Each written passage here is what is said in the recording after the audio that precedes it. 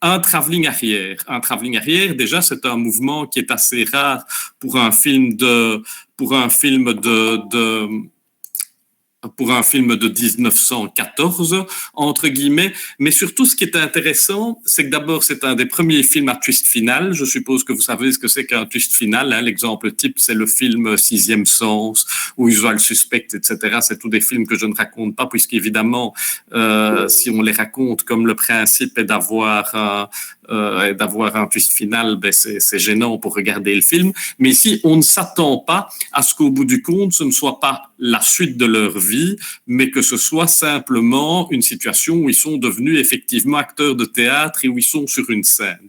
Ce qui est intéressant, c'est que pour faire ça, Max Linder joue sur les codes cinématographiques de l'époque. Vous vous rappelez que je vous ai expliqué que au tout début de l'histoire du cinéma, dans ce qu'on appelle le cinéma premier, hein, les plans du cinéma qu'on appelle parfois un petit peu à tort cinéma primitif, entre guillemets, il y a une série de caractéristiques. Je vais vous les lire. C'est Noël Burch qui a écrit ça. Donc Noël Burch est un spécialiste de l'histoire des débuts du temps du cinéma et il caractérise les premiers films par les éléments suivants. Un éclairage plus ou moins vertical qui baigne avec une parfaite égalité l'ensemble du champ de l'objectif, donc ça veut dire une lumière uniforme, la fixité de cet objectif, donc pas de mouvement de caméra, le placement à la fois frontal et horizontal de la caméra, hein, un petit peu comme on fait ici, l'utilisation généralisée de la toile de fond peinte, et enfin, une scénographie qui dispose toujours les comédiens loin de la caméra, le plus souvent comme un tableau vivant, sans amorce et sans mouvement axial d'aucune sorte. Tout ce que je vous ai indiqué, ça répond à quelle idée? Ça répond à l'idée que vous avez un plan fixe, que vous avez ce plan fixe qui est filmé du point de vue, je serais tenté de dire, du point de vue idéal du spectateur de théâtre, et qu'au fond, le cinéma des premiers temps copie les représentations théâtrales. Et c'est bien parce que le cinéma des premiers temps copie les représentations théâtrales qu'on peut croire à la scène qu'on voit dans le Max Linder, qu'on peut croire que c'est une scène naturelle et qu'on ne croit pas forcément que c'est vraiment une représentation théâtrale. Et c'est pour ça qu'on est surpris à la fin et c'est pour ça qu'il y a un twist final. Donc c'est intéressant à la fois parce qu'il y a un twist final, mais aussi parce que l'astuce du twist final, et c'est toujours là-dessus que ça joue sur les codes qu'on connaît. Je vais Noël Burch pour les caractéristiques du cinéma premier. Je reprends cette idée que pour obtenir un twist final, il faut jouer avec les codes. Je donne souvent l'exemple d'un film de Hitchcock, dont je vous donne pas le titre justement pour pas vous le gâcher au cas où vous le verriez un jour, où le twist final est fondé sur l'idée qu'un personnage ment, mais son mensonge est représenté visuellement.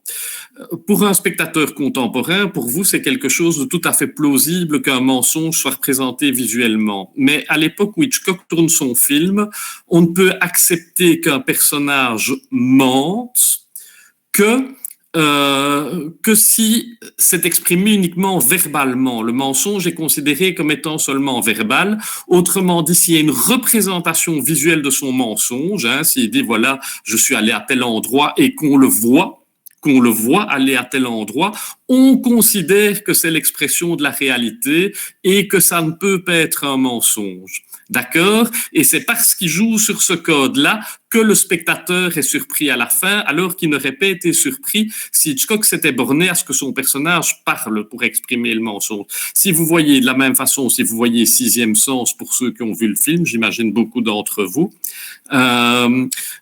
si vous voyez Sixième Sens, qui est un film plus contemporain, fin des années 90, si je ne me trompe, vous verrez que c'est un film qui fonctionne aussi parce qu'il joue sur les codes de représentation actuels. Ça, c'est ce qu'on voyait dans Max et Jeanne font du théâtre, qui est un film de 1914. Alors, en parallèle, je monte d'habitude, parce que j'aime bien passer des films très anciens aux films plus récents pour que vous voyez un petit peu comment ça s'inscrit.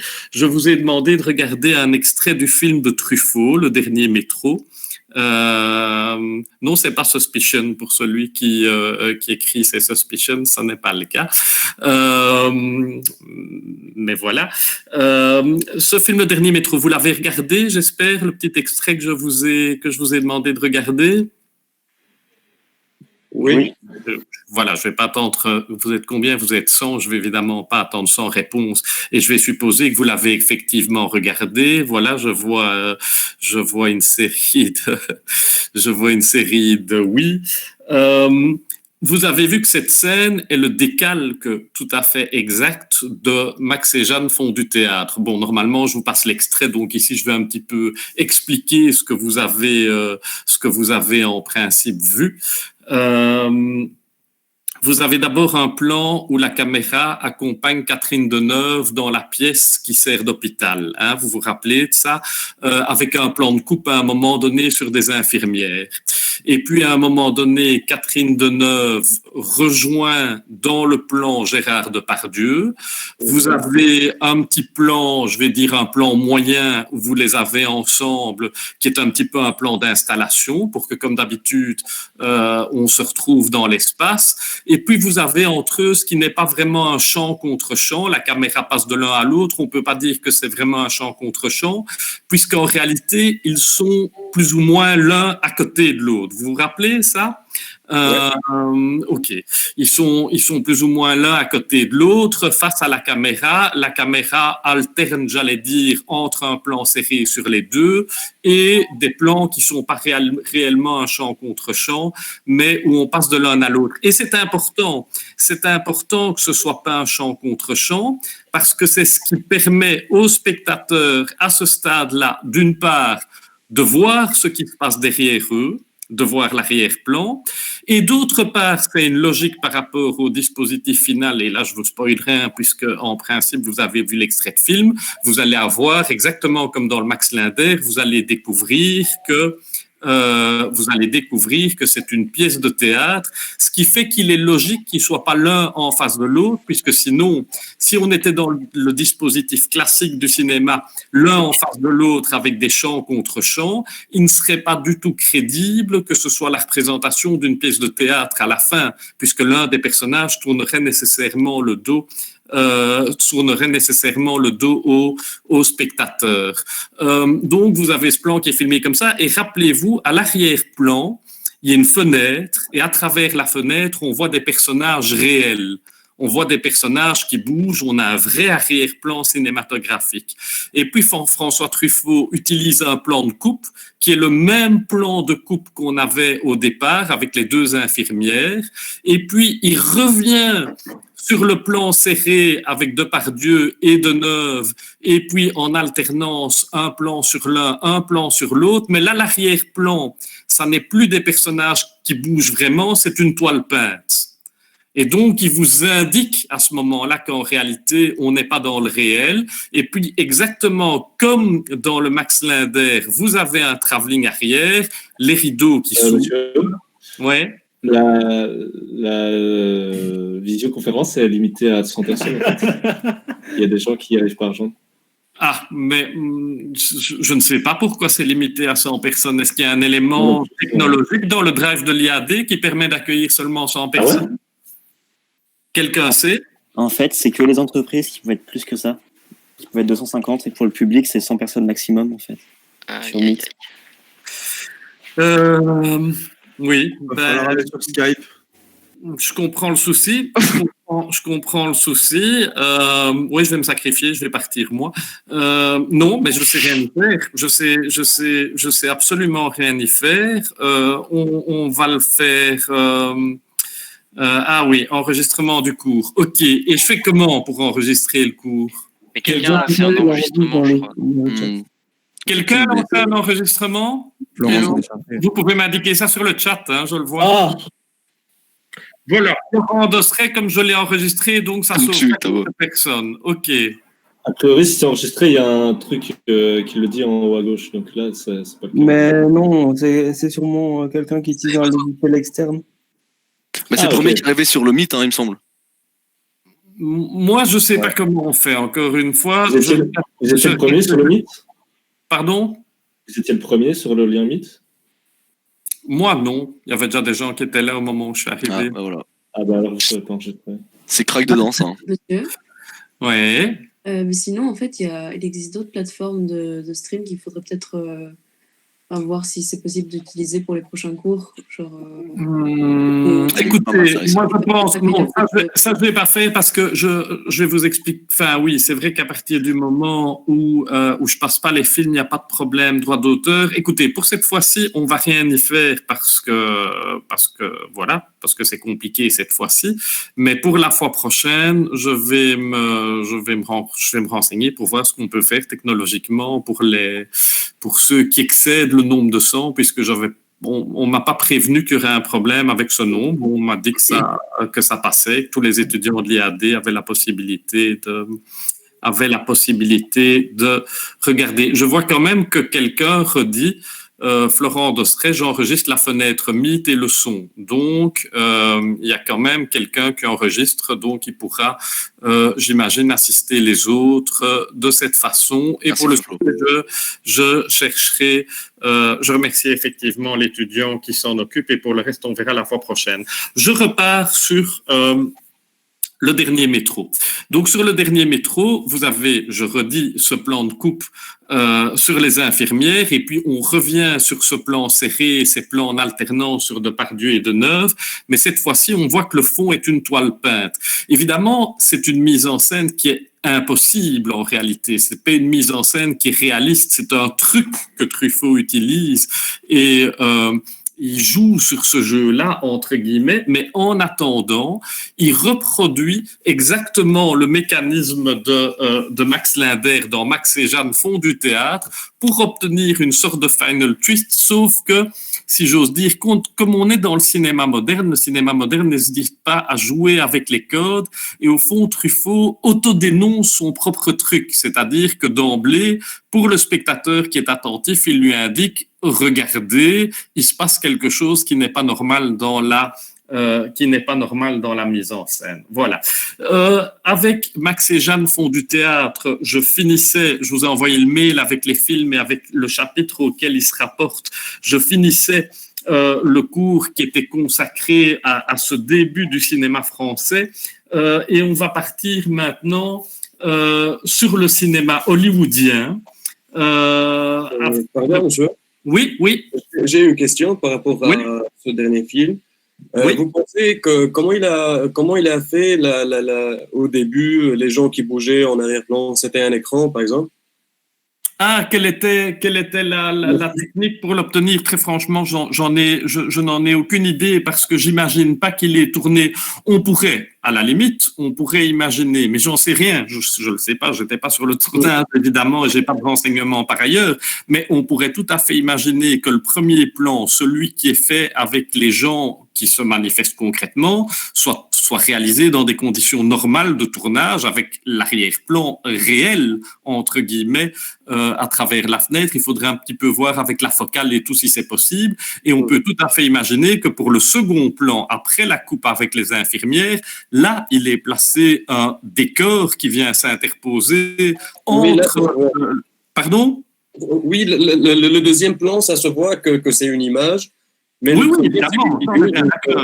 Donc, soit le théâtre est dans la rue, donc il y a une fenêtre qui s'ouvre sur la rue, soit c'est un écran où il met l'enregistrement de ce plan. On pourrait imaginer, mais c'est marrant parce qu'on va le voir. Je vais revenir à ce que vous dites ici une fois qu'on aura vu, enfin pas qu'on aura vu puisque malheureusement on ne les voit plus et je me borne à les commenter, mais c'est un peu le même problème qui se pose pour The Great Train Robbery, sauf que là je sais exactement dans quelles conditions ça a été tourné, mais je vais revenir à la suite de ça, à la suite de l'analyse de ce film-là. Sur votre question.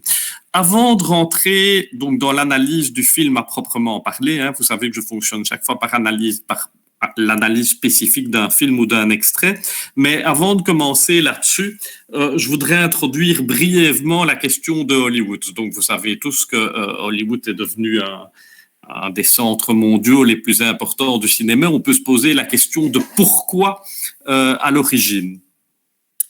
Beaucoup d'historiens ont affirmé dans un premier temps, puisque le cinéma au début avec Edison aux États-Unis, ça se faisait essentiellement sur la côte Est, beaucoup de gens se sont demandé pourquoi tout d'un coup on était parti vers Hollywood, Los Angeles, et une des théories qui a été avancée, c'est que, rappelez-vous que Edison, qui est un des inventeurs du cinéma et qui était avant tout un homme d'affaires, avait fait breveter toutes ces caméras.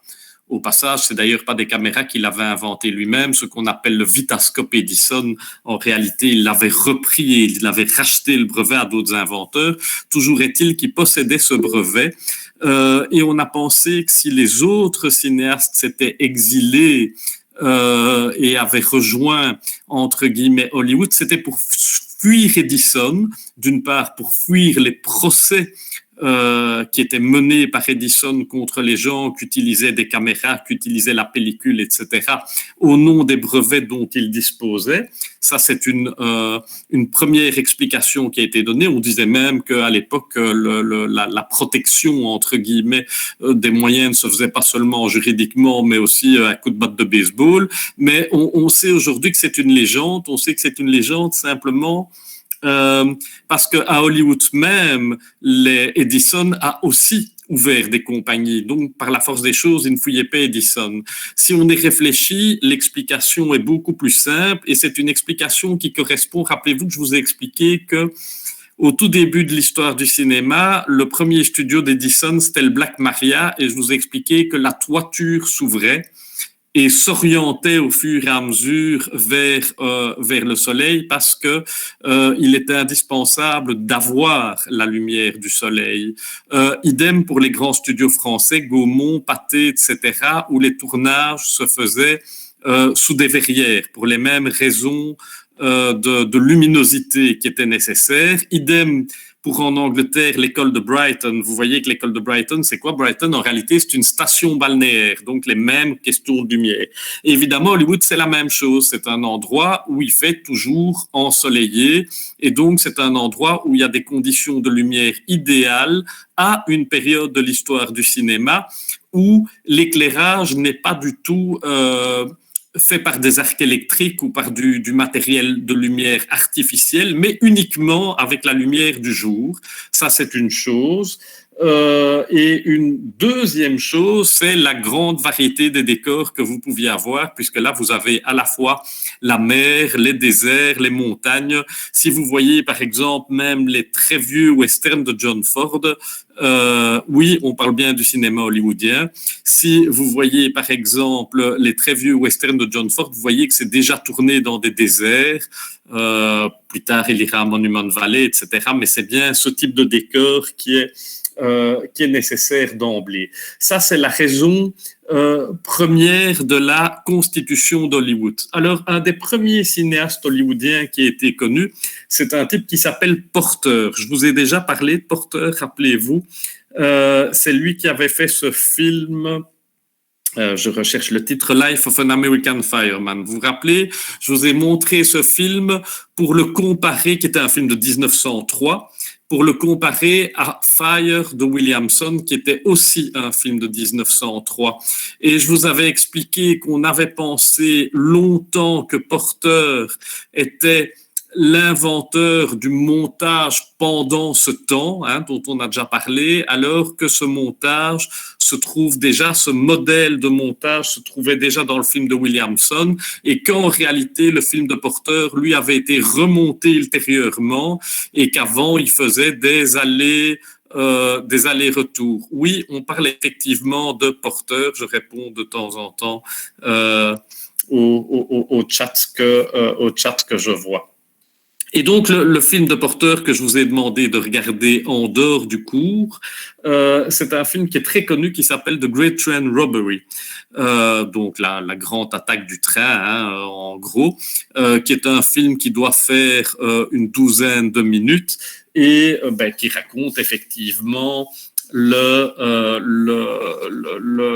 cambriolage, entre guillemets, d'un train. Là, non plus, je vous passe pas l'extrait. En principe, vous avez pu le regarder.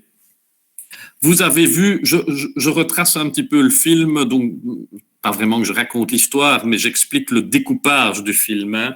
Le film commence à l'intérieur du bureau du chef de gare, hein, vous vous rappelez ça, et c'est le moment où les bandits arrivent dans son bureau, l'attaquent, et déjà là, vous avez une fenêtre, et à travers la fenêtre, vous voyez passer un train qui entre en gare. Vous vous rappelez ça?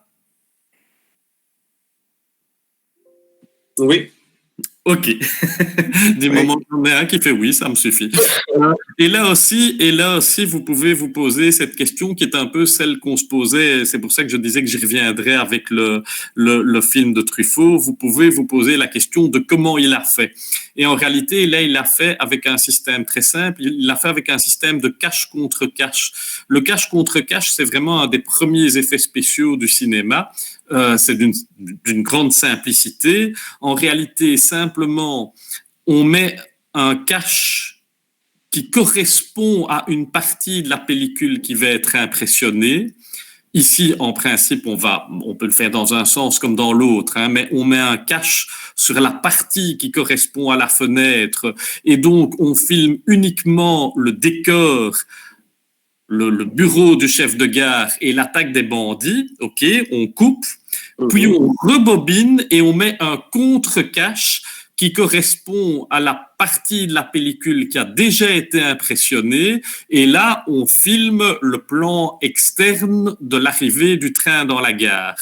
Et ensuite, au moment où on développe la pellicule, comme on a eu un cache pour la première impression et un cache pour la seconde impression, avec l'effet du cache et du contre-cache, la pellicule qu'on impressionne au bout du compte, puisque, rappelez-vous, à l'époque, le cinéma, c'est pas numérique, ça, c'est sur de la pellicule, et on doit impressionner la pellicule, eh bien, avec le système du cache et du contre-cache, on a à la fois le plan à l'intérieur du bureau et le plan du train qui arrive à la gare, mais évidemment, c'est très important parce que par rapport à tous les films que vous avez vus antérieurement, qui sont soit des films en extérieur, un bon exemple, c'est Arrivée d'un train en gare de la Ciotat des Lumières, qui est un des premiers films que je vous ai montré au tout début de l'histoire du cinéma, ou les plans tableaux classiques, c'est-à-dire tous ces films qui sont faits devant une toile peinte, ce que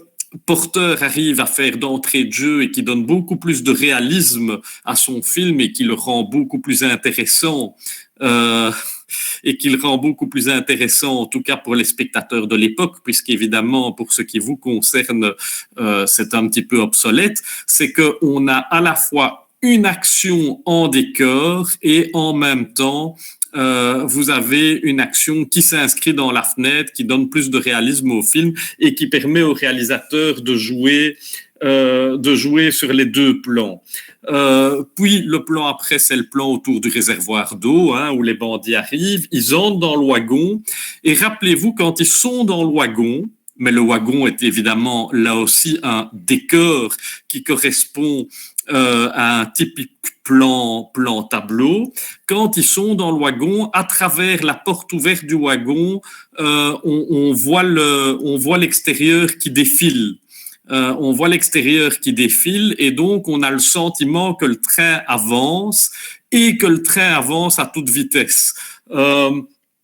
Et ça, c'est exactement le même principe que la scène dans le bureau de gare. Il travaille avec un cache et avec un contre-cache. J'imagine que vous avez compris le principe qui est assez simple, mais évidemment, ça rend la scène beaucoup plus réaliste que s'il s'était borné, par exemple, comme on aurait fait avant lui, à mettre un petit décor avec un train à l'arrière-plan, etc. Ici, on a à la fois un plan de décor et un plan réaliste d'extérieur. Ensuite, vous avez la scène. C'est vrai que c'est vraiment au fur et à mesure que je le fais, je me dis, tiens, c'est vraiment pas marrant d'être obligé de décrire le film au fur et à mesure, mais je vois pas comment on pourrait faire le cours autrement en distanciel. Mais toujours est-il qu'ensuite, vous avez la scène où ils sont sur le wagon. Et là, vous avez vraiment un travelling avant, mais un travelling avant qui est vraiment comme au tout début de l'histoire du cinéma. Rappelez-vous que Oui, mais comme pour Histoire de la musique, je sais pas comment on fait. Et comme Gilles Rémy, en fait, je sais pas comment il fait non plus. Ben tiens, expliquez-moi, celui Manon de Helt, là, dites-moi comment elle fait pour Histoire de la musique. Coucou, votre micro en principe est possible, vous pouvez l'utiliser. Ou Maël Vliegen. Ah voilà, il envoie les vidéos sur le Drive et quand on doit voir le film, on va tous le voir sur le Drive. C'est une possibilité. Vous voulez qu'on fasse comme ça? Moi, j'interromps. Vous allez regarder. Oui. On fait comme ça. Eh bien, je pense, il dure combien de temps The Great Train Robbery? D'une douzaine de minutes? Oui, 11 minutes. Eh bien, vous allez voir le film. Moi, ça m'arrange d'ailleurs, comme ça, je me repose un petit peu. Oui. Puis c'est plus simple et ça ressemble plus au cours. J'interromps ici, vous allez voir l'extrait et vous revenez, si j'ose dire, dans 12 minutes. Ça va? Oui. Ok, go.